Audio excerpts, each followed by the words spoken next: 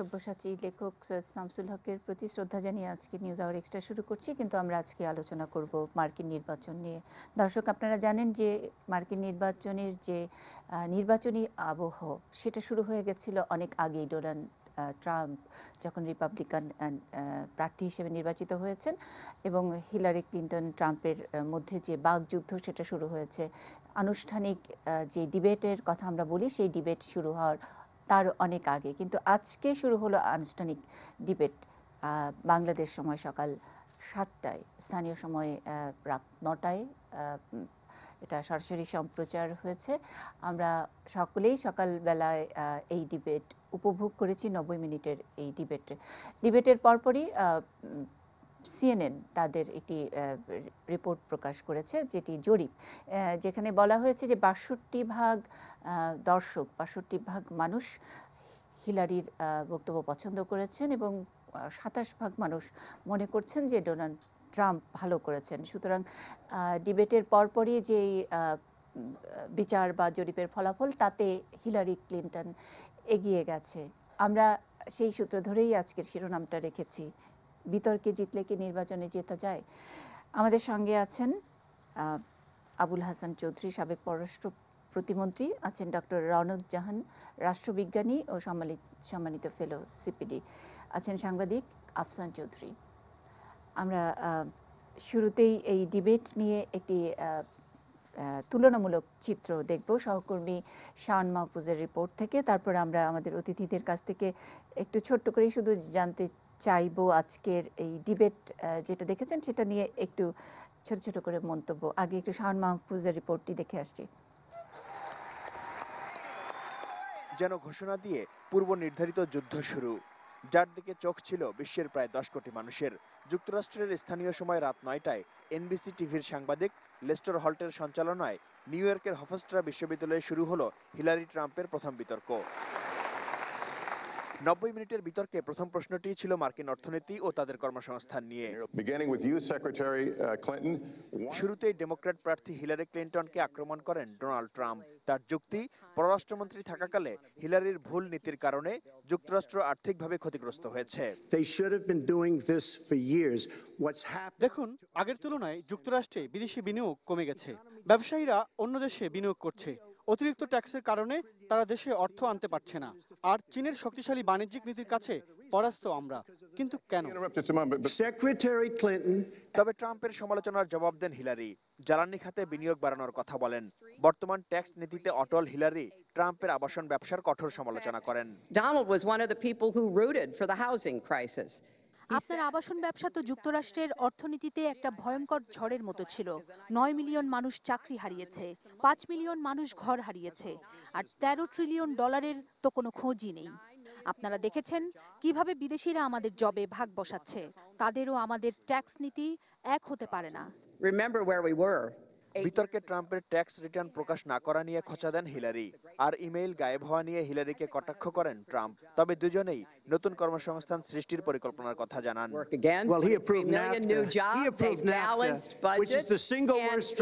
জাতীয় নিরাপত্তা নিয়ে বিতর্কের এক পর্যায়ে মার্কিনীদের অস্ত্র রাখা না রাখার পক্ষে উভয় প্রার্থী দ্বিমত প্রকাশ করেন।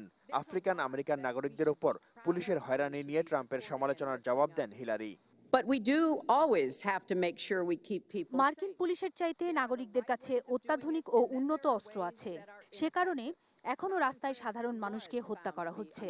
কিন্তু আমরা বলতে চাচ্ছি, যে সকল মানুষ অস্ত্র রাখার যোগ্যতা রাখে না বা যাদের বাজে অতীত রয়েছে, তাদের হাত থেকে অস্ত্র নিয়ে নেওয়ার পক্ষে আমরা। Lester, I think implicit bias is a problem for everyone, not just police.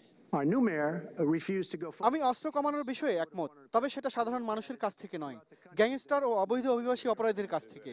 African আমেরিকানদের অবদান ভুলে গিয়ে আমাদের পুলিশ তাদের গুলি করছে। রাস্তায় তারা নিরাপদ নন কেন? ইরাক ও লিবিয়ায় ওবামা প্রশাসনের নীতি ও হিলারির পদক্ষেপের সমালোচনা করেন ট্রাম্প। আইএসের উত্থান, ন্যাটোর ভূমিকা ও বিশ্ব সন্ত্রাস রোধে দুই প্রার্থী নিজেদের মতো উত্তর দেন। ইরাক ও লিবিয়ায় ওবামা প্রশাসনের নীতি ভুল প্রমাণিত হয়েছে। কোনোভাবেই আপনারা আইএসের উত্থান ঠেকাতে পারেননি। এখন তারা বিশ্বব্যাপী ছড়িয়ে পড়েছে। ন্যাটোর সফল ব্যবহার আপনি করতে পেরেছেন? Donald very praiseworthy of মধ্যপ্রাচ্য নীতি নিয়ে আমাদের অবস্থান পরিষ্কার, এটা নতুন করে প্রমাণ করার কিছু নেই। আর আমরা সবাই দেখেছি পুতিনের প্রতি আপনার প্রশংসা। Cyber attackers to hack into government. শেষ পর্যন্ত অবৈধ ও সন্ত্রাসী কর্মকাণ্ডে জড়িয়ে পড়া অভিবাসীদের বের করে দেওয়ার পক্ষেই জোরালো অবস্থানের কথা জানিয়েছেন ট্রাম্প। আর মুসলিমদের সঙ্গে সুসম্পর্ক রাখার পক্ষেই ছিলেন হিলারি। And urge that 90 মিনিটের উত্তাপ বজায় ছিল শেষ বাক্য পর্যন্ত। নির্বাচনটা ভোটারদের হাতেই ছেড়ে দিলেন হিলারি। আর আমিই যোগ্য বলে বিতর্কের প্রথম পর্ব শেষ করলেন ট্রাম্প। আগামী পর্ব 9 October. I support our democracy. And sometimes you win, sometimes you lose. I'm going to be able to do it. I don't believe Hillary will. The answer is if she wins, I will absolutely support her. Good night, everyone. Shaon Mahfuz, desk report, ATN news. Doctor Rounak Jahan, আপনাকে দিয়ে শুরু করতে চাই। রিপোর্টটি দেখতে দেখতে আপনি একটু মজা পাচ্ছিলেন, মনে হচ্ছিল যে আজকে ডিবেটটা কীরকম এনজয় করেছেন? না, এটা তো অনেক উপভোগ করেছি, কিন্তু এই ডিবেটটা নিয়ে আমার মনে এবং অনেকের মনেই বেশ একটু আশঙ্কা ছিল তার আগে, যেহেতু ডেমোক্রেটিক নমিনেশনের পরে হিলারির একটা অনেক পপুলারিটিটা বেড়ে গেছিল, একটা বাউন্স।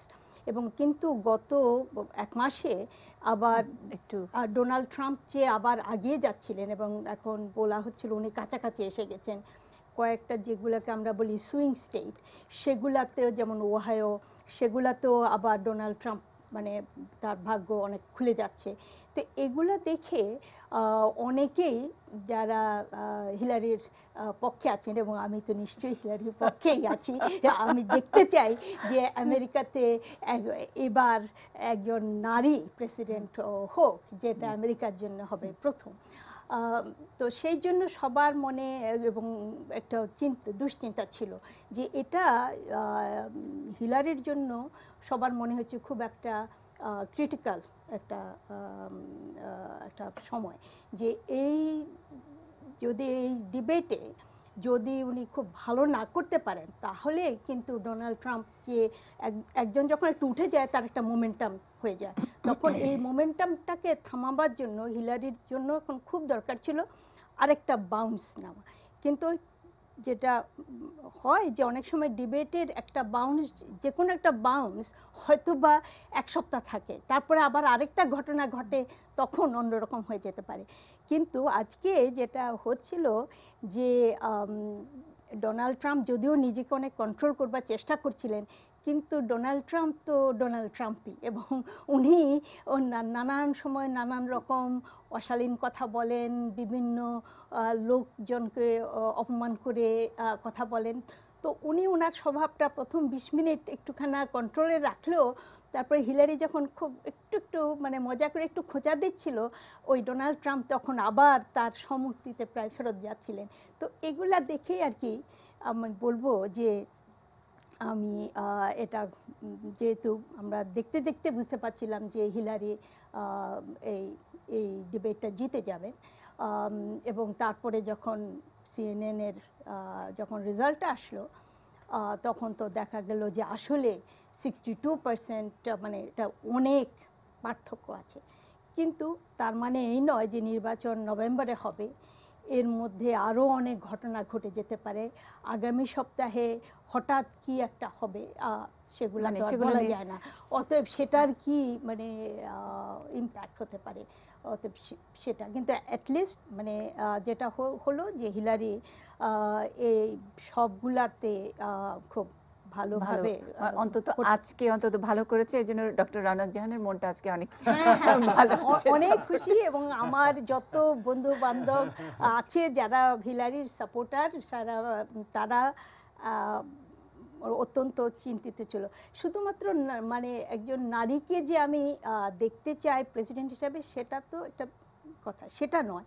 সেটা ছাড়াও আমরা অনেকেই ভাবি যে ডোনাল্ড ট্রাম্প যেইভাবে উনি ক্যাম্পেইন করছেন এবং ওনার যে মেসেজ যেটা দিচ্ছেন, এটা অত্যন্ত একটা ভয়ঙ্কর একটা মেসেজ উনি দিতে চাচ্ছেন, যে আমরা রাজনীতিকে যেরকম একটা উঁচু জায়গায় তুলে দেখতে চাচ্ছি, সেটা না করে উনি যেই রকমভাবে মানুষের একটা মানে সবার মধ্যে একটা ভালো প্রবৃত্তি থাকে, খারাপ প্রবৃত্তিও থাকে, সেই জিনিসগুলোকে যে উনি উস্কে দিচ্ছেন, বিভাজন সৃষ্টি করছেন। অতএব এই ধরনের লোক যাকে আমরা প্রথমে উপহাস করছিলাম, উনি যদি মানে ঘটনাচক্রে মানে এই প্রেসিডেন্ট হয়ে যান, তাহলে এক তো কি ধরনের মেসেজ যাবে যে একটা গণতন্ত্রের যারা লিডিং তারা এই ধরনের লোক প্রেসিডেন্ট এবং তারপরে উনি কি করে বসবেন। আমরা বুশের সময়ে তো আমরা মানে ভুক্তভোগী, যে তখনও একজন লোক যে অত বিশেষ কিছু ভালো জানে না, তারপরে উনি খুব ন্যারোলি, অনেকে বলতে চাই পারে যে উনি আসলে তো যেতেন নাই ফ্লোরিডার এটা নিয়ে, কিন্তু তারপরে সেই ইরাকে যুদ্ধ করে এখনো তো সারা পৃথিবী জ্বলছে, হ্যাঁ সেটা। অতএব এখন তো আর এই জন্য এটাকে খুব একটা লাইটলি তো আর নেওয়া যায় না, আমেরিকার প্রেসিডেন্ট কে হবেন।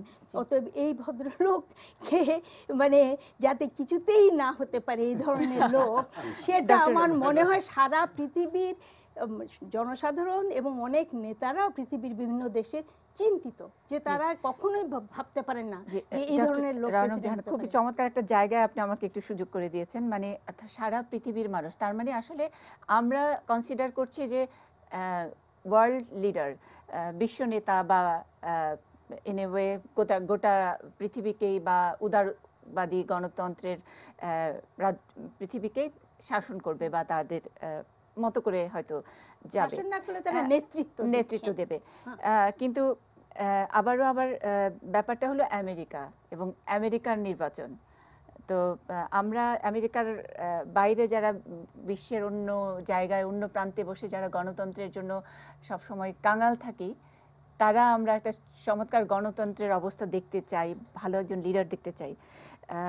আমি একটু আফসান চৌধুরী আপনার কাছে একটু আসতে চাই যে এই যে একটা প্রত্যাশা, এখন লাভটা আসলে কি শুধুমাত্র আজকের ডিবেটের অংশটুকু যদি একটু করে বলেন, আমরা একটু রাষ্ট্রবিজ্ঞান, একটু পররাষ্ট্রনীতি ইত্যাদি নানা কিছু নিয়েই কথা শুনবো।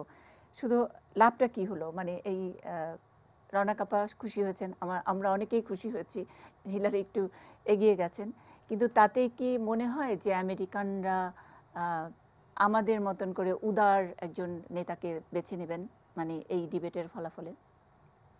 যদি আপনি কয়েকদিনের ওদের যে পোল যেগুলো দেখেন, তাতে দেখবেন যে 4 ভাগের বেশি ব্যবধান নেই, এবং বিবিসিতে বোধহয় একটা দেখছিলাম মানে এটাও তো দুঃখজনক, তাই না? হ্যাঁ, যে 2.5 ভাগ। কিন্তু যে জিনিসটা লক্ষণীয়, আমি 2008 সালে আমি আমেরিকা ছিলাম, এই সময় ঠিক এই সময় নির্বাচন যখন চলছিল, তো আমি যেখানে পড়াচ্ছিলাম ওরা খুব মানে ডেমোক্রেট পন্থী ছিল।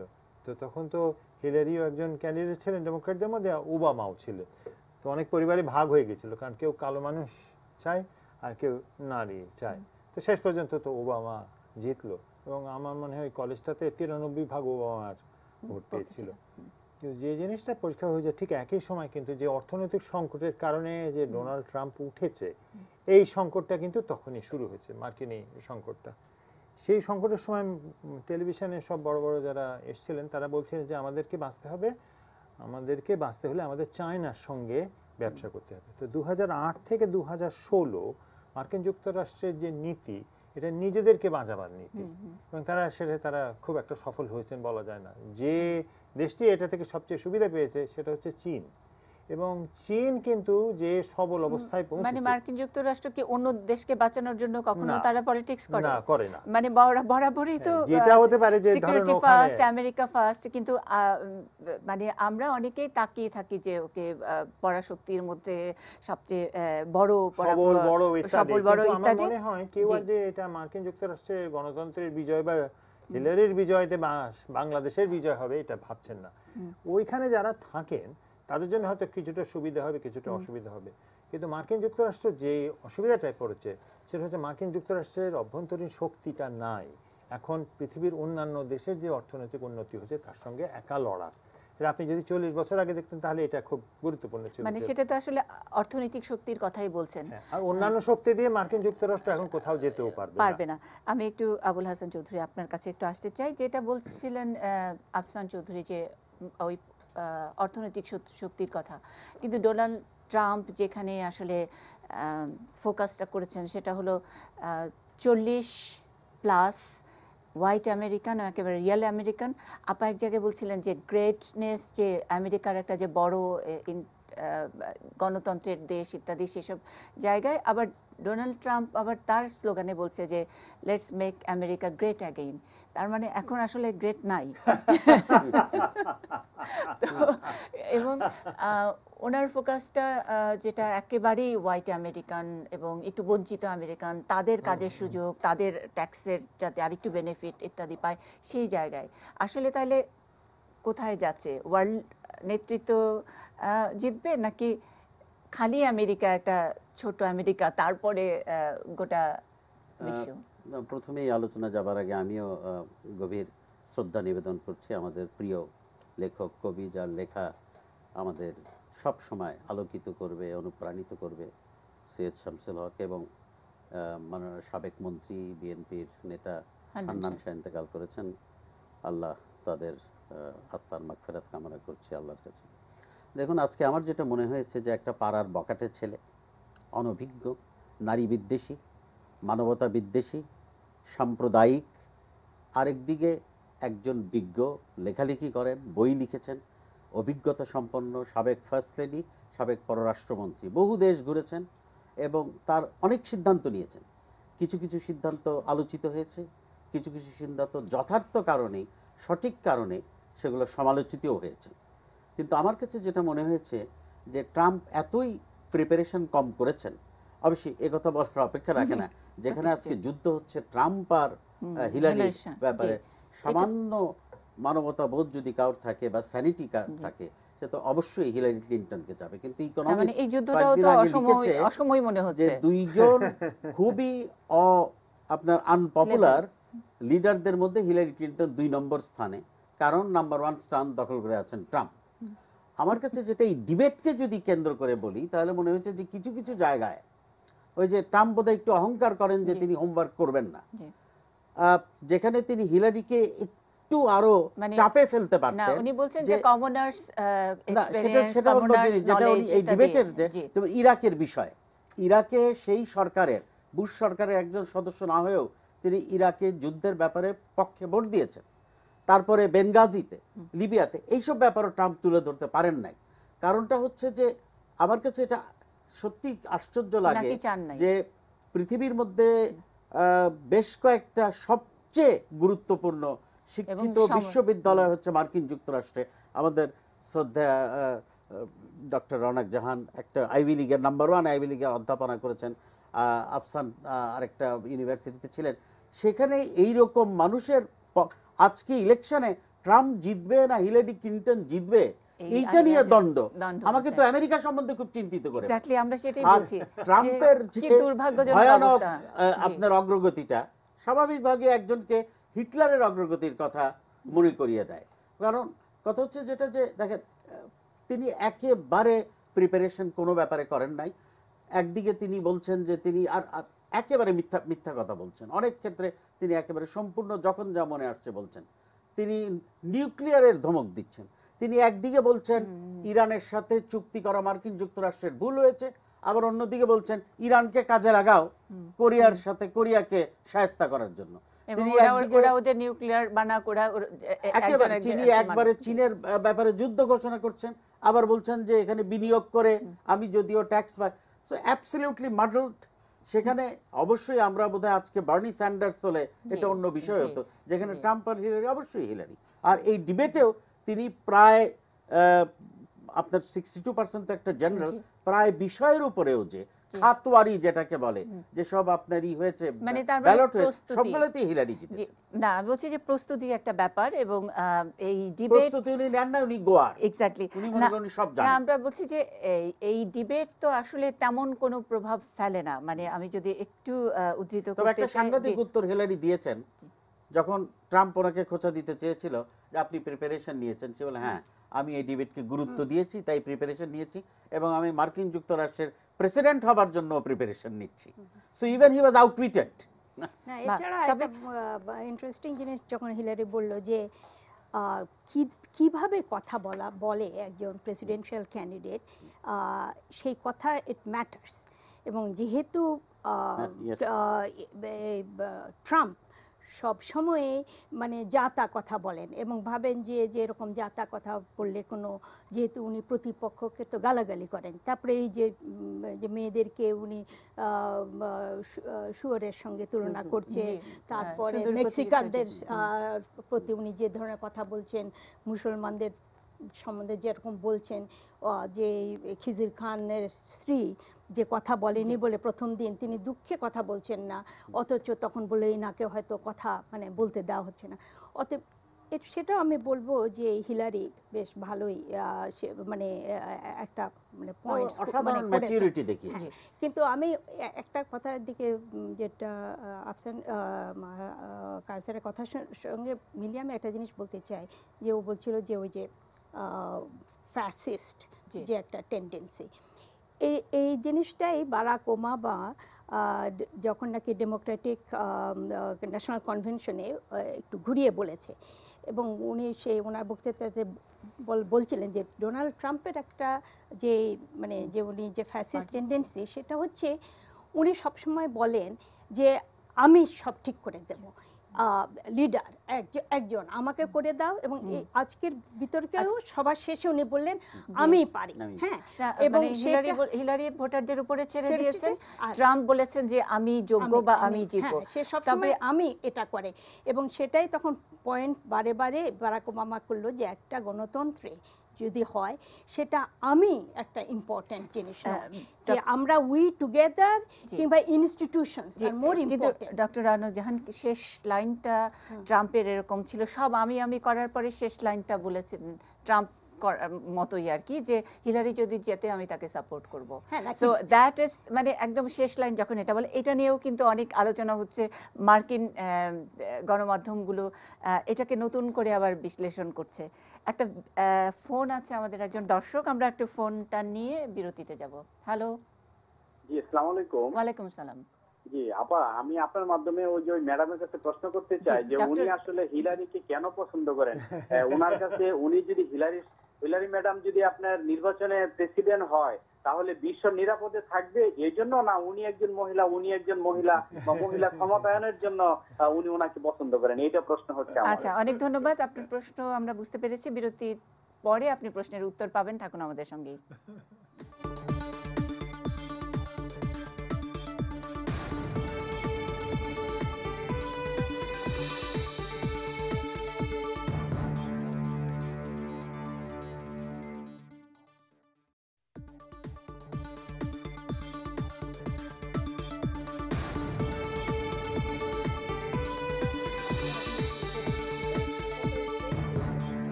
নিউজ আওয়ার এক্সট্রা দেখছেন। হিলারি ট্রাম্প নির্বাচনী বিতর্কে জিতলে কি নির্বাচনে জেতা যায়, এই শিরোনামে আমরা কথা বলছি। বিরতিতে যাবার আগে দর্শক ফোন করেছিলেন, প্রশ্ন রেখেছিলেন ডক্টর রওনক জাহানের কাছে।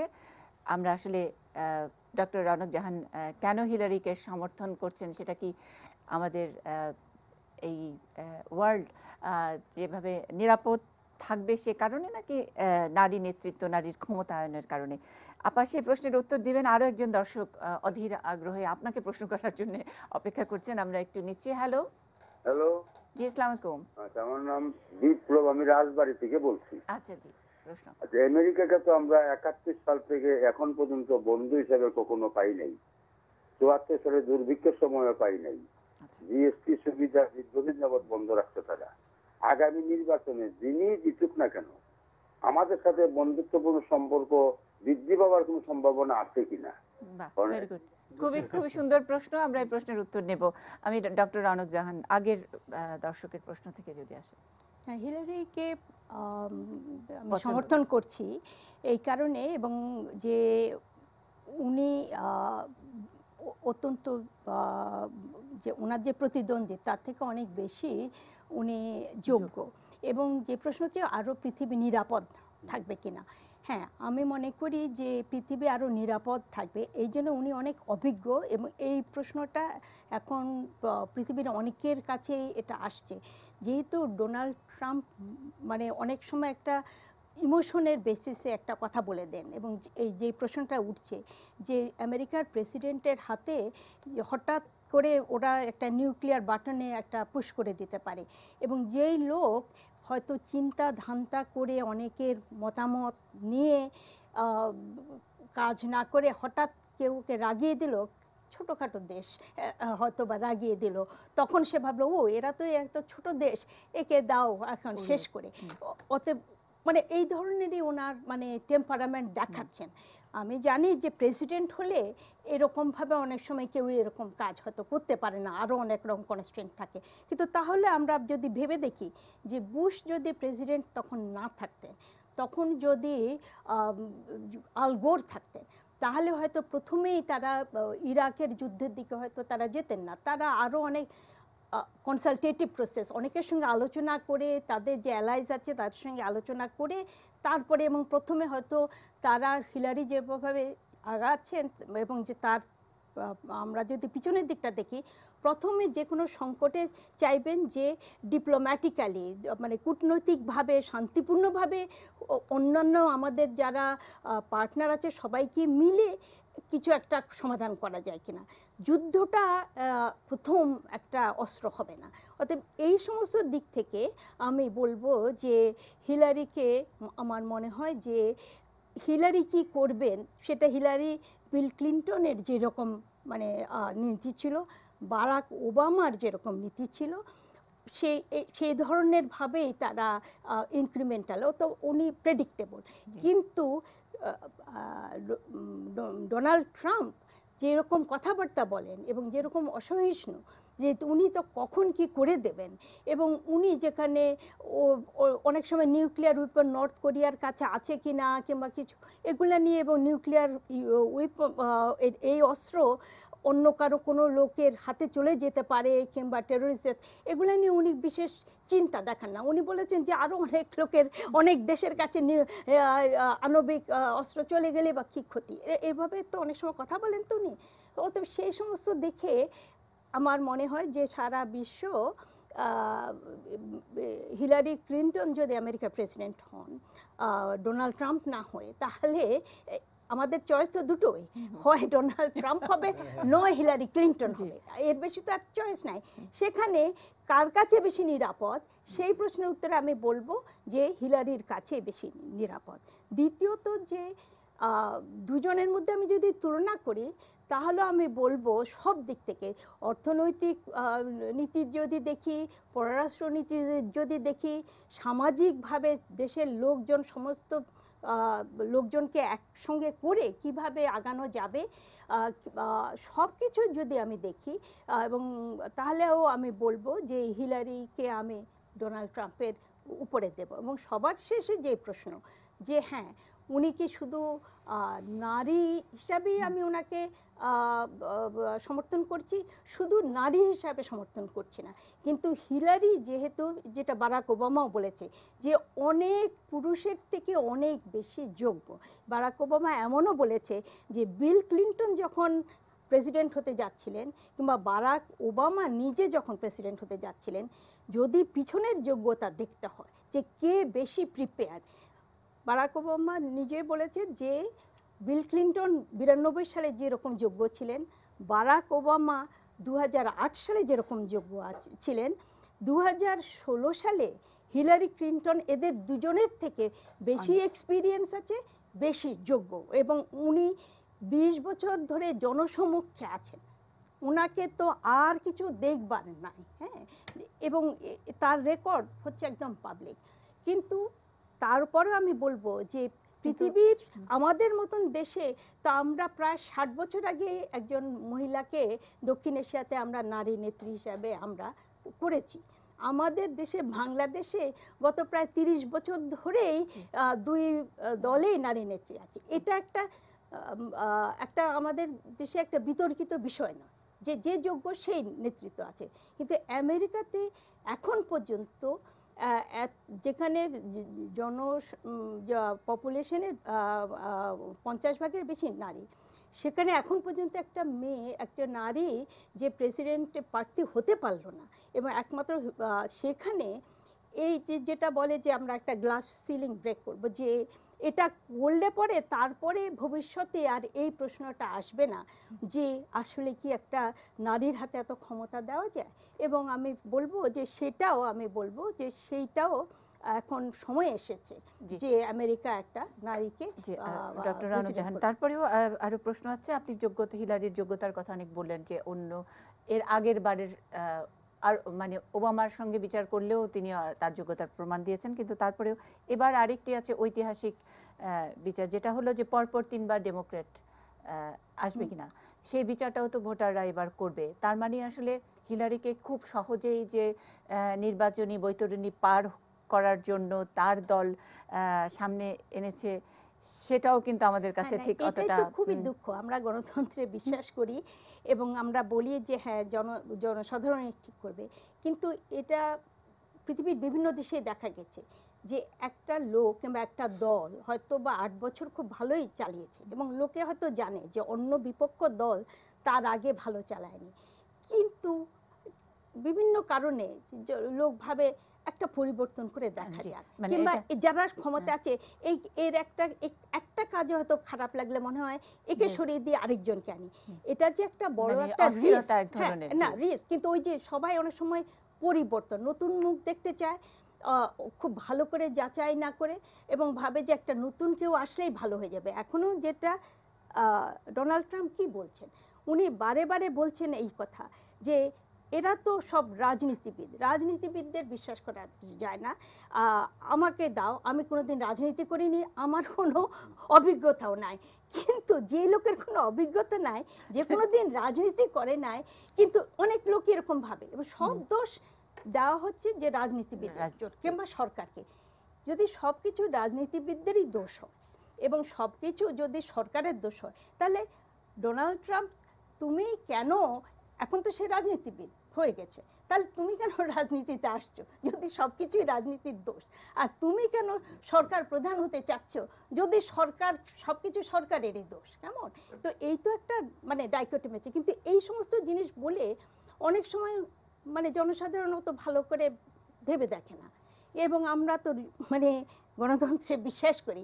এখন কি করে মানে এই একটা মনোবৃত্তি কাজ করে যে লোকে ভাবে যে একটা পরিবর্তন এনে দিই, কিন্তু এই পরিবর্তনটা আসলেই কতটা ভালো? যেমন এখন পর্যন্ত তো ডোনাল্ড ট্রাম্প বলছেন না, উনি কেবল হচ্ছে আমি অনেক জবস ক্রিয়েট করে ফেলবো, আমি চাইনিজদের কাছে একটা ভালো ডিল করে দেব, কিন্তু উনি কীভাবে করবেন সেটা তো বলছে না।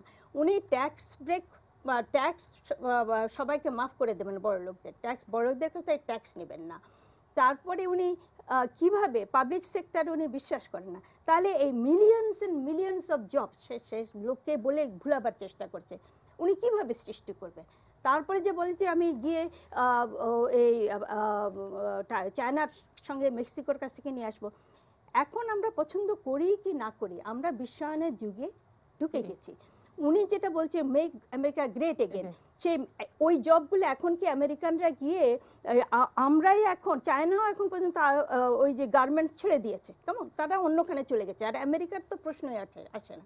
এখন উনি ওই সেই ধরনের ম্যানুফ্যাকচারিং জবে যাবেন, তো এটা ঘড়ি তো ঘুরিয়ে ফেলা যাবে না, তো উনি তো এইগুলা কোনো উত্তরই দিচ্ছেন না। আমি বলবো, আমি ডক্টর রানু জাহানের কথা সূত্র ধরে আমি একটু আপনার কাছে জানতে চাই, যেটা বলছিলেন আপা, যে পারসেপশনটা এরকম যে রাজনীতি না মানে বিরাজনীতি, বা উনি ব্যবসায়ী বা কোনো অভিজ্ঞতা নাই, সুতরাং উনি রাজনীতি করবেন বা রাজনীতি করছেন এরকম। তো একই ধরনের পারসেপশন তো আমেরিকা আমাদের উপরে চালান করে বা আমাদের মতো দেশের উপরে চালান করে। যখনই আপনি একটু আগে বলছিলেন যে আমাদের রাজনীতিবিদরা একজন আরেকজনের সাথে বসুক আর না বসুক আমেরিকার কাছে গিয়ে ধর্ণা দেয়, এবং আমরা তো সেই আমেরিকার ওই রেসিপির মতোই তো আমরা সো কল্ড কোট আনকোট ওই গণতন্ত্রের জন্য অনেক সময় কথা বলি, ডিবেট করি, আন্দোলন করি, ওই যে বিরাজনীতিকরণ শব্দটা, মানে ওইটাই তো রিয়েল আমেরিকার রেসিপি, তাই নয় কি? না, আমেরিকার রাজনীতিটা একটা অন্য জায়গায়, আর আমাদের রাজনীতি আমি তো বলবো যে সব কিছুর পরেও আমাদের এখানে অনেক দেশ দক্ষিণ এশিয়ার তুলনায় আমাদের অনেক ঘাটতি আছে, সেগুলোকে পূরণ অবশ্যই করতে হবে। তবে আমরা একটা গণতান্ত্রিক চর্চাটা উইদিন ব্র্যাকেটস আমরা এটাকে বিদ্যমান রেখেছি।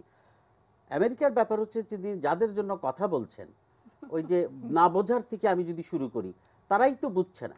কারণ সমস্ত জিনিসটা হয়েছে মার্কিন যুক্তরাষ্ট্রের অর্থনৈতিক ধসের কারণে, মেলডাউন, এবং মেলডাউনের জন্য উনি পুরা দায়িত্বটা দিয়ে দিচ্ছেন অন্য দেশের উপরে, আর বলছেন যে রিচকে উনি ট্যাক্স করবেন না, মাত্র 1% ট্যাক্স ব্র্যাকেটে করবেন। তাহলে কি করে নতুন কর্মসংস্থান হবে? আর উনি বলছেন বিনিয়োগ বাড়াবো। বিনিয়োগ কিসের জন্য লোক আসবো? সেই যে একটা বিরাট অংশের লোক যারা না বুঝে একেবারে অজ্ঞের মতো তারা ট্রাম্পের পিছনে লাইন আপ করছে একটা মিথ্যা ফলস স্লোগানে। আরও এর সাথে বলতে হবে, উনি মার্কিন যুক্তরাষ্ট্রের প্রেসিডেন্ট হবার জন্য রাজনীতি করছেন, অথচ আমি তো মনে হয় ফান্ডামেন্টাল প্রেমিস অফ মার্কিন যুক্তরাষ্ট্র সেটি ওনার কাছে বোধগম্য নয়। মার্কিন যুক্তরাষ্ট্র আর ইংল্যান্ড এক নয়, মার্কিন যুক্তরাষ্ট্র মাল্টি কালচারাল সোসাইটি। ওনার নিজের স্ত্রী যে স্লোভাক, ওনার পূর্বপুরুষ অন্য দেশ থেকে এসেছে, সেখানেও তিনি হিসপ্যানিকদের ওখানে একটা দেওয়াল করবেন, কি চীনের গ্রেট ওয়াল করবেন? তিনি চায়নার সাথে কি যুদ্ধ করবেন? China is several thousand year civilization, তারা তো চুপ করে বসে থাকবে, আস্তে আস্তে তারা নীতি গ্রহণ করবে, তারা কনফিউশিয়াসের লাইনে যাবে। তো এইখানে এই যে একটা একবার সাংঘাতিক একটা ভাওতার উপরে তিনি কথাবার্তা বলছেন, তারপরে টিম থাকে সব কিছুতে, কিন্তু আমার মনে হচ্ছে তার খুব একটা টিমের কাছে শোনার বা বোঝার শেখার কোনো প্রবৃত্তি নাই। তাহলে তিনি এবং তার যে লোকজন, recklessness will be the dominant feature of God forbid a Trump administration. মানে এবারের ইলেকশনের গতিটাই তো হিলারি অন্তত is predictable, we know her. কিভাবে তিনি, আমি যেটা একটু আগেই বলেছি, অনেক বিষয়ে তিনি অবশ্যই সমালোচিত হতে পারেন। ইরাক যুদ্ধ যেটা কেউ সমর্থন করতে পারে না আজকে পৃথিবীর এই অশান্ত পরিবেশের নানা উপাদানের ভিতরে, সেইটা একটা বিরাট সেই ভূমিকা রাখছে, এবং সে ব্যাপারে তার ভূমিকাটা খুব ভালো নয়। কিন্তু যুদ্ধটা কার সাথে? ট্রাম্পের সাথে। তিনি ওই যে যেটা ম্যাডাম বললেন যে অনেকগুলো বাটন আছে, তিনি যদি একটা না বুঝেন যে না একটা দেশে করলে কি হবে, এবং এই জাতীয় কথাবার্তা তিনি বলেছেন, bombs are to be used.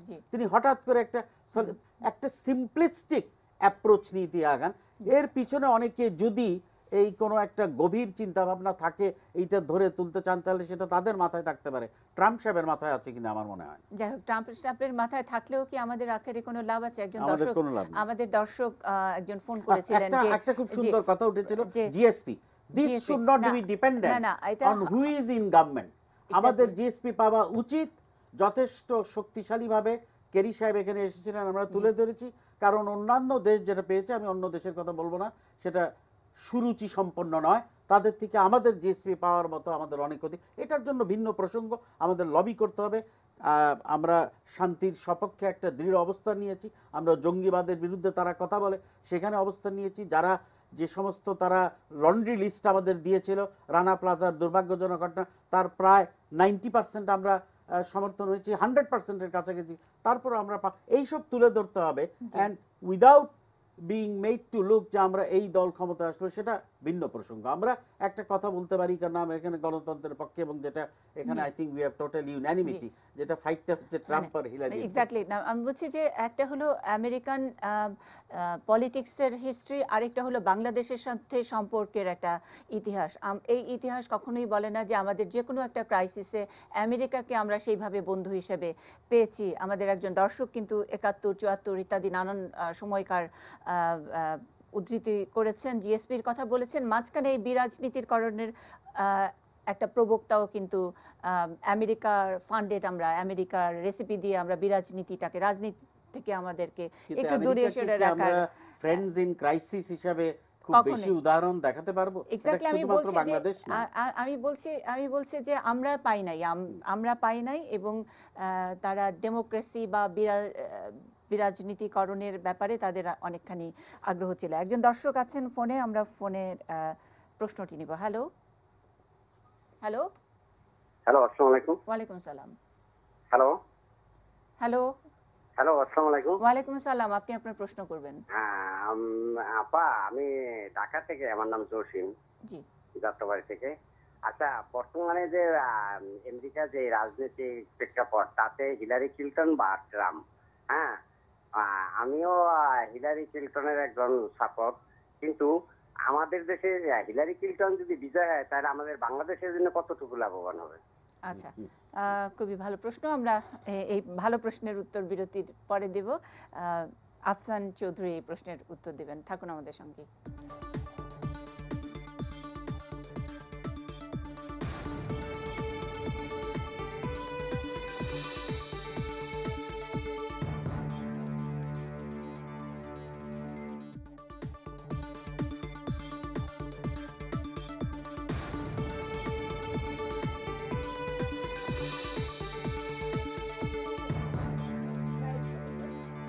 News hour extra দেখছেন। হিলারি ট্রাম্প নির্বাচনী বিতর্ক। আমাদের আজকের শিরোনাম, বিতর্কে জিতলে কি নির্বাচনে জেতা যায়?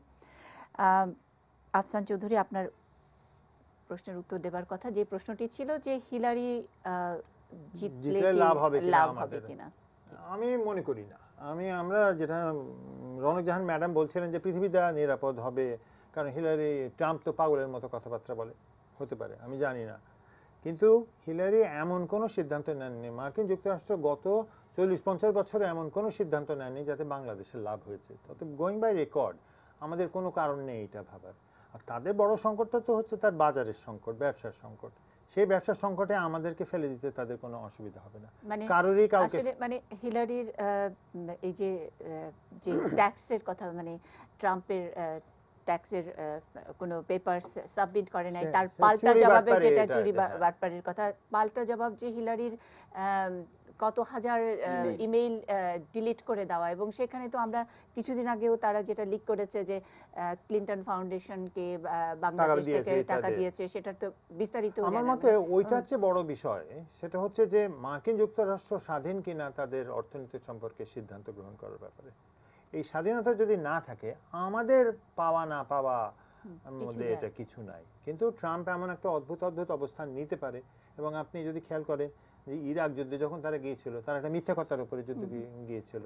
তার পূর্বে কিন্তু ভিয়েতনাম যুদ্ধে তারা মিথ্যা কথা বলে গিয়েছিল, কিন্তু ভিয়েতনাম যুদ্ধে তারা জিততে পারেনি, ইরাক যুদ্ধে জিততে পারেনি। এখনো তারা যদি যুদ্ধে যায় তারা জিততে পারবে না। পৃথিবীটা যে পাল্টে গেছে এই সংবাদটা এখনো তাদের কাছে। একটা পারসেপশন আছে যে আমেরিকান অর্থনীতি মানে হলো অস্ট্রের অর্থনীতি, এবং তারা কোনো না কোনো ভাবে একটা কোনো দেশের মধ্যে আনরেস্ট তৈরি করবে।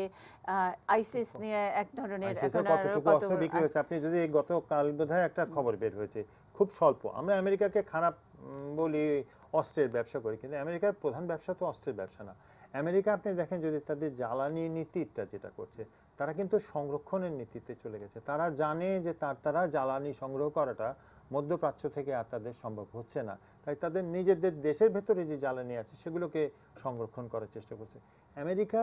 মানে সেই হিসেবে অবশ্য আজকে হিলারি আজকে ডিবেটে বলেছে সোলার পাওয়ারকে আরো বেশি। এবং আমেরিকা যদি দেখেন, আমি যখন ওখানে কাজ করেছি, এই যেই ভোটগুলো ওবামা পায়নি সেই ভোটগুলো হচ্ছে সেই সব আমেরিকান দেশ যেগুলো কোল প্রডিউসিং।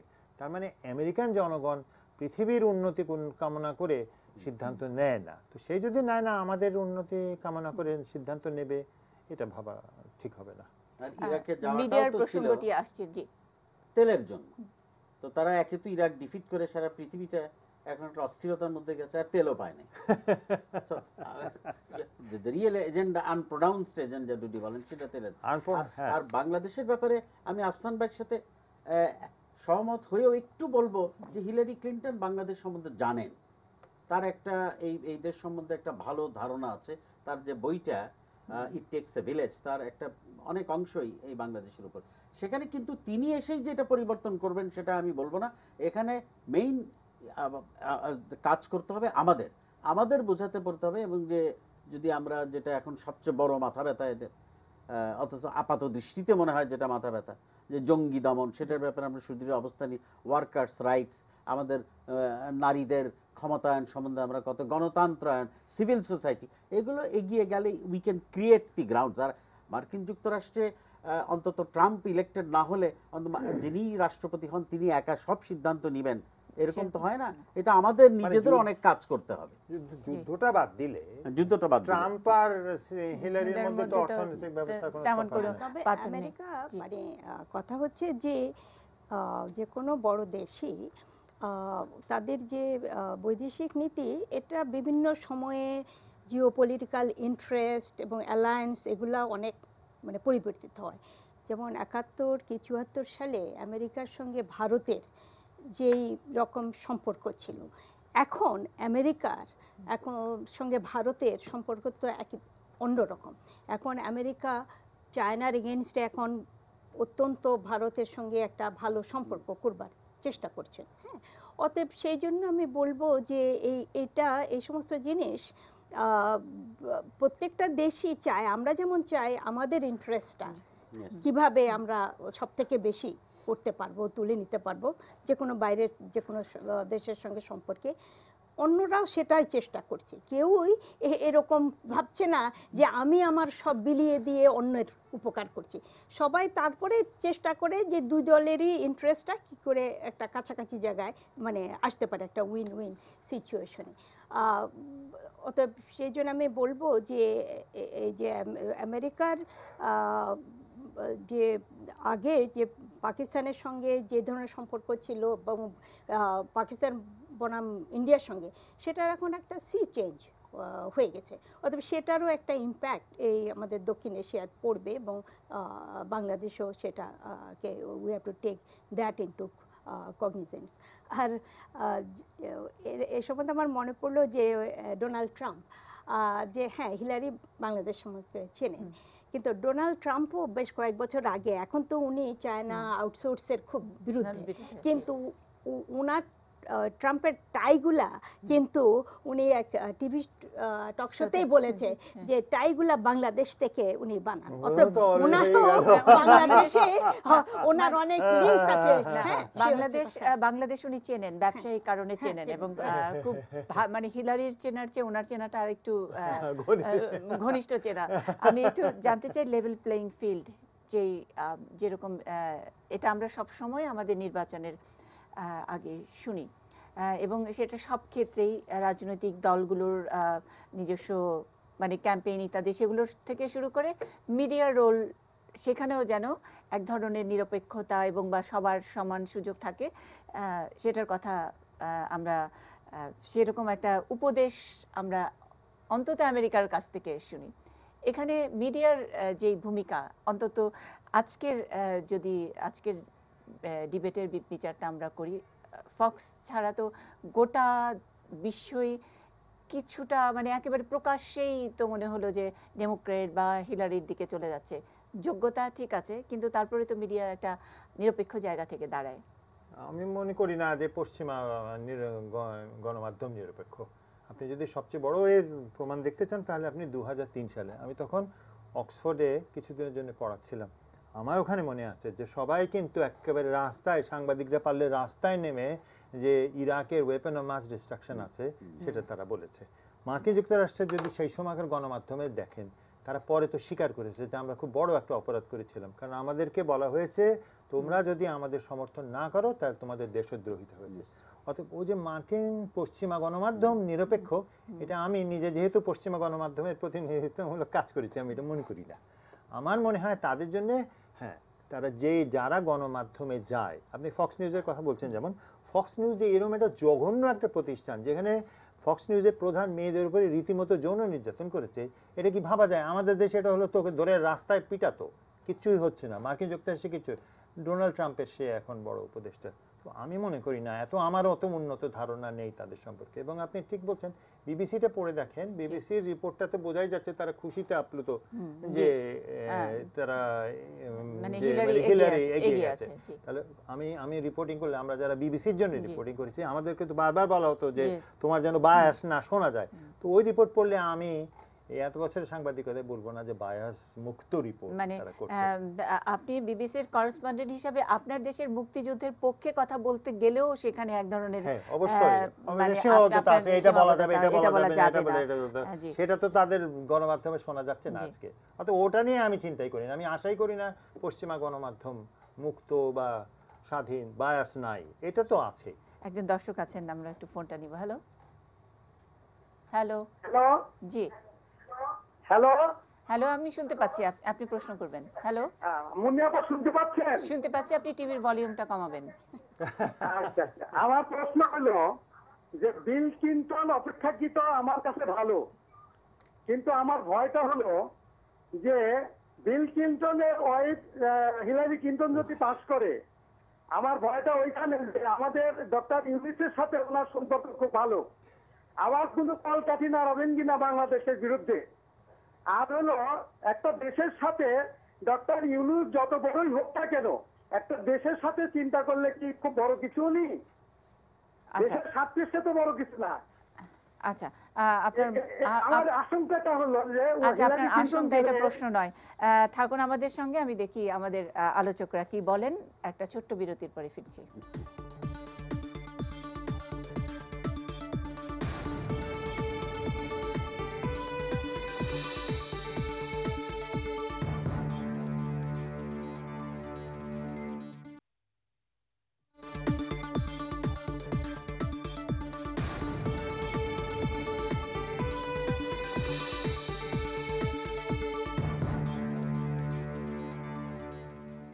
নিউজ আওয়ার এক্সট্রা দেখছেন। হিলারি ট্রাম্প নির্বাচনী বিতর্ক নিয়ে আমরা কথা বলছি।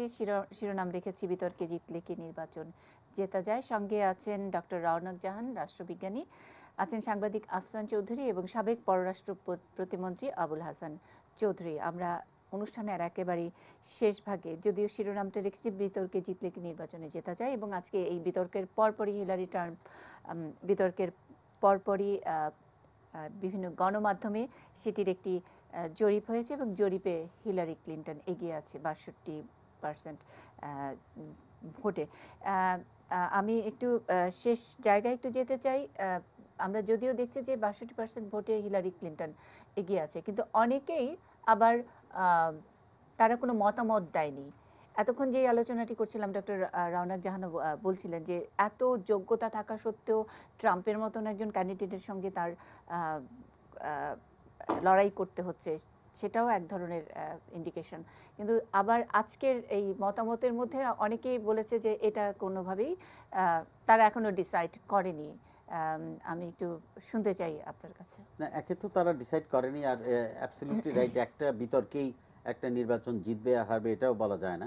মানে আসলে কি নির্বাচনে বিতর্ক কোনো প্রভাব ফেলে? আমি এটা প্রভাব কিছুটা ফেলে, মানে যারা এখনো 20% আপনার ফেন্সার্স যাদের বলে, তারা বসে আছে কোন দিক থেকে, তারা একটা চান্স হয়তো ঠিক আপনার মনস্তাত্ত্ব এখানে একটা বিরাটভাবে প্রভাব করে মানুষের ভোটিং রেট। আরেকটা জিনিস, যে দুইজন ওই যে ক্যান্ডিডেট আছেন তাদের পিছনেও কিন্তু, বিকজ এখানে এত নেকের নেক, এত ট্রাম্প এন্ড হিলারি এত কাছাকাছি, এই দুইজন ক্যান্ডিডেটের ভোটটা কোন দিকে যাবে সেটা কিছুটা হলেও আপনার এই বিতর্কের মাধ্যমে হয়তো প্রভাবান্বিত হবে, এবং আমরা সহজেই অনুমান করতে পারি যে এটা কোন দিকে যাবার সম্ভাবনা বেশি। কারণ দুইজনের ক্যান্ডিডেটের মধ্যে একজন তো যথেষ্ট আপনার বামপন্থী, এবং সে আর যাই হোক ট্রাম্পের দিকে যাবার সম্ভাবনা। তো সেই ক্ষেত্রে বিতর্ক জিতলে নির্বাচন জেতা যায় না যেমন ঠিক, তেমনি এই বিতর্কের একটা সুস্পষ্ট এবং ইতিবাচক যে যাত্রা হিলারি শুরু করেছেন, এইটাও নির্বাচনের মাত্র অল্প দিন আগে, এটাকেও ছোট করে দেখার কোনো অবকাশ নাই। কারণ তবে আমি একেবারেই একমত যে মার্কিন যুক্তরাষ্ট্রের জন্য, গণতন্ত্রের জন্য এটা অত্যন্ত বেদনাদায়ক একটা পরিস্থিতি, যেখানে ট্রাম্পের সাথে হিলারি তো দূরে থাক, অন্য কারো লড়াই করতে হবে। যে ট্রাম্প যে বক্তব্য নিয়ে এগিয়ে এসেছে, and he has gone totally unchallenged. যতই ইভেন রিপাবলিকান এস্টাবলিশমেন্টের একটা অংশ যখন তার বিরোধিতা করেছে, তখন সে আরও উপরের দিকে ভোটের দিকে গেছে। তাহলে কি হচ্ছে, কিছু লোক ইমিউন হয়ে গেছে ট্রাম্পের এইসব কথাবার্তায়, কারণ তারা ক্ষতিগ্রস্ত হয়েছে। এই ক্ষতিগ্রস্ত লোকগুলো বার্নি স্যান্ডার্সের পিছনে থাকতো, আমরা একটা অন্য মার্কিন যুক্তরাষ্ট্র হয়তো দেখতে পারতাম, আমরা হয়তো একটা অন্য পৃথিবীর স্বপ্ন দেখার মতো একটা সাহস পেতাম। সেটা আসতেছে কিন্তু ট্রাম্পের জন্য একেবারে ভিন্ন কারণে, ভ্রান্ত কারণে, তার দ্বারা তারা একেবারে ভুল পথে পরিচালিত। আমেরিকার তরুণরা যখন নাকি স্যান্ডার্সের পিছনে স্লোগান দিচ্ছিলেন, এবং তাদের স্লোগানের অংশই ছিল যে once in a lifetime এরকম একজন লিডার বা এরকম একজন নেতা পাওয়া যায়, সেই তরুণদের সেই আওয়াজ তো আসলে মার্কিন যারা নীতি নির্ধারক বা যারা এই নির্বাচনী অনেকটা খেলাই বলা হয়, সেই খেলাটা খেলেন, তাদের কাছে যায়নি। আমি ডক্টর রওনক জাহান, আমি একটু আমার শিরোনামের সূত্র ধরে একটা ছোট্ট রেফারেন্স একটু রাখতে চাই আমাদের শিক্ষক ডক্টর আলী রিয়াজ, তিনি তার একটি লেখায় মন্তব্য করেছেন যে রাজনৈতিক যোগাযোগ বিশেষত নির্বাচন ও জনমত নিয়ে যারা গবেষণা করেন তারা প্রথম প্রশ্নের উত্তর খোঁজার চেষ্টা করেছেন। জেমস স্টিমসন 1966 সাল থেকে 2000 সাল পর্যন্ত অনুষ্ঠিত বিতর্কের প্রতিক্রিয়া নিয়ে গবেষণা করে দেখিয়েছেন যে যদি নির্বাচন খুব প্রতিদ্বন্দ্বিতামূলক না হয় তবে ভোটারদের উপরে বিতর্কের প্রভাব খুব সামান্যই, খুব সামান্য এবং প্রায় নেই বললেই চলে। কিন্তু তারপরেও আমরা কিন্তু এই বিতর্ক নিয়ে আমরা অনেক কিছু বলছি। অনেকে বলছেন যে আমেরিকান সাধারণ মানুষ অনেক তাদের সঙ্গে অনেকের সঙ্গে কথা হয়েছে, তারা বলছে যে আমরা বাংলাদেশে এই বিতর্ক, কে ভালো বক্তৃতা করলেন, কে ভালো প্রেস কনফারেন্স করলেন, সেগুলো নিয়ে যতটা হইচই করি, এটা বোধহয় কাইন্ড অফ মিডিয়া গেম। আপনি আমেরিকার অভিজ্ঞতা অনেক বেশি আছে, সেখান থেকে একজন রাষ্ট্রবিজ্ঞানী হিসেবে বলবেন কিনা? না, প্রথমে আমি বলবো যেটা আলী রিয়াজও বলছে যে পয়েন্টটা করছেন যে যদি খুব ক্লোজলি কন্টেস্টেড হয়, যে খুব কাছাকাছি, তাহলে এটার একটা মার্জিনাল একটা এফেক্ট পড়তে পারে। কিন্তু আমি প্রথমেই যেটা বলেছিলাম যে নির্বাচনটা আমেরিকাতে বিশেষ করে নট অনলি যে এটা একটা যে স্পেকটেটর স্পোর্টস তা না, একটা নাটকের মতন চলতে থাকে এবং এখন একটা উঠে পড়ে, অতএব এক একটা, এবং সেখানে মিডিয়াও বসে থাকে। একটা স্ক্যান্ডাল যদি হয়, কেউ তো বলতে পারে না আগামীকাল যদি এরকম একটা ঘটনা উদ্ঘাটিত হয় যেটাতে হয়তো হিলারি ক্লিন্টনকে খুব মানে নেগেটিভলি দেখানো যাবে, ওই ধরনের একটা কিছু হয়ে গেলে তখন তো আবার এই যা একটু উঠেছিল সেটা আবার পড়ে যাবে। আমি যেটা বললাম, রিপাবলিকান কনভেনশনের পরে ডোনাল্ড ট্রাম্প উঠেছিলেন, তারপরে হিলারি ক্লিন্টন এবং ডেমোক্রেটিক কনভেনশন হওয়ার পরে হিলারি ক্লিন্টন অনেক উঠে গেলেন, তারপরে গত কয়েক সপ্তাহে হিলারি ক্লিন্টন আর এর কাছাকাছি এসে গেল। আজকের এই ডিবেটের পরে হয়তো আবার হিলারি ক্লিন্টন উঠবেন, কিন্তু এই উঠাটা কতদিন থাকবে সেটা তো বলা যাচ্ছে না। দ্বিতীয়ত হচ্ছে যেমন যখন কেনেডি নিক্সন সেই যে প্রথম যে ডিবেটটা হলো, যেটা সবাই বলে যে কেনেডিকে লোকে বিশেষ চিনত না, কিন্তু ওইখানে টিভিতে দেখে তারপরে সেটার একটা মানে ইম্প্যাক্ট হয়েছে। তারপরে যেমন বলা হয় যে যখন নাকি ডুকাকিস যখন একটা ডিবেটে আসলো, ওকে একটা ট্রিকি প্রশ্ন করা হয়েছিল ওর স্ত্রী সম্বন্ধে, এবং ওটা উনি ভালো করে হ্যান্ডেল করতে পারেন নাই, তো সেই জন্য সেটার কারণ। কিন্তু এখন আমি বলবো হ্যাঁ, ডিবেটে জিতাটা খুবই দরকার ছিল হিলারি ক্লিন্টনের, কিন্তু তার মানে এই নয় যে এটা ওনার নির্বাচন যেটা এনশিওর করবে, কারণ এখন ডিবেটগুলো সব জিততে হবে। এছাড়া এখন সোশ্যাল মিডিয়া দারুণ কাজ করে, যেটা আগে করতো না। এখন কে কবে একটা কি টুইটার হলো, ফেসবুক হলো, এখন এই সমস্ত দেয়ার আর সো মেনি আদার ভ্যারিয়েবলস এখানে নির্বাচন যেটা। কিন্তু সবাই রাজনীতিতে একটা কথা আছে যে শেষ কথা মানে হ্যাঁ, শেষ দিন পর্যন্ত শেষ কথা বলে। এখন আজকে এটা হিলারি খুশি হতে পারছেন, কারণ আজকে উনি হেরে গেলে কি সাংঘাতিক একটা অসুবিধা হতো, কিন্তু তার মানে এই নয় যে উনি একটু খুব মানে নিশ্চিন্ত হতে পারবেন, সেটাই হচ্ছে কথা। কারণ হচ্ছে যে দুই দলই এখন রয়েছে, এটা এখন একটু খুব দুঃখজনক। যেমন আজকে আমি CNN শুনছিলাম, এখন সারা দিনে যারা এই যে আমাদের মতন টকিং হেড যারা এই কথা বলছে, কেউ কিন্তু কোনো নীতি নিয়ে পলিসি নিয়ে কোনো ডিবেট হচ্ছে না। সবাই বলছে ও হিলারি ক্লিন্টনকে প্রেসিডেন্সিয়াল মনে হচ্ছিল, হিলারি ক্লিন্টন পর্দার ফ্রেমে মধ্যখানে দাঁড়িয়েছিলেন, আর ওই লোকটা হ্যাঁ বডি ল্যাঙ্গুয়েজ ও ঠিক বুঝতে পারেন নাই, ও পানি খাচ্ছিল, ও ঘামিয়ে যাচ্ছিল, হ্যাঁ এগুলো নিয়ে আলোচনা হচ্ছে। অথচ আমরা ভাবতে পারি যে একটা প্রেসিডেন্সিয়াল ইলেকশন, এবং সেখানে কে ভবিষ্যতে কি নীতি নেবে, কিভাবে সে নীতি, এগুলো নিয়ে তো প্রশ্ন, বড় কোনো ইস্যুই আলোচিত হয়নি, কোনো কিছু আলোচনা হচ্ছে না। এবং এগুলা নিয়ে এখন চেষ্টা হচ্ছে কে কাকে, ওই যে বলে যে একটু পা দিয়ে যে ধাক্কা দিয়ে ফেলে দেওয়া, এখন কে কাকে ট্রিপ করতে পারবে, এখন তো ওইটারই প্রতিযোগিতা। মানে কতবার ডিস্টার্ব করেছে, 25 বার ডোনাল্ড ট্রাম্প হিলারির বক্তব্যের মধ্যে ইন্টারফেয়ার করেছে, 5 বার তিনি কথা বলেছেন, 25 বারের মধ্যে 5 বার সফল হয়ে কথা বলা শুরু করেছেন। হিলারিও একটু কম একটু ডিস্টার্ব করেছেন, কিন্তু তার মধ্যে তিনি 5 বার করেছেন। সেই সব নিয়ে এখন এবং এখানেও আমি তো বলছি মুশকিল হচ্ছে যেহেতু টেলিভিশন মানে যখন আমি দেখলে আমরা সবাই দেখছি, আমার হয়তো একরকম রিয়াকশন হচ্ছে কিন্তু আরেকজনের অন্যরকম হচ্ছে। It's a very sensitive media. এখন যেটা বলা হচ্ছে যে হিলারি, যেমন আমরা ধরি হিলারি যদি ট্রাম্প যতবার করছিল তখন লোকে বলছে একটা পুরুষ মানুষ একটা নারীর প্রতি এরকম করছে, কিন্তু আবার হিলারি যদি ওনাকে থামাতে চাইতো তখন হয়তো অনেকে বলতো ও হিলারির এমনিতেও একটা ইমেজ আছে যে উনি খুব কন্ট্রোলিং, তখন বলতো দেখো উনি ঠিক নারী সুলভ আলোচনা মানে ব্যবহার করছেন না। অতএব একজন নারী রাজনীতিবিদ উনি একটা নো উইন সিচুয়েশনে আছেন। অনেকে বলে উনি এত কন্ট্রোল, উনি ইমোশন দেখান না, আর উনি যদি ইমোশন থেকে একটু কাঁদতেন বলতে আরে এ তো এমন দুর্বল না, তখন বলতো উনি যদি কাঁদতেন তখন লোকে বলতো যে উনি এমন দুর্বল, উনি তো কিছু করতে পারবেন না। আর উনি যখন কাঁদেন না তখন বলে আরে এ তো একটা মেকি মানুষ, সে তো কোনো ইমোশন দেখাচ্ছে না। অতএব এইটা তো আমি তো বলছি যে এটা মানুষের সাপোর্ট নেওয়া। এখন কি মানে প্রধান ইস্যুটা কি হিলারির বিরুদ্ধে?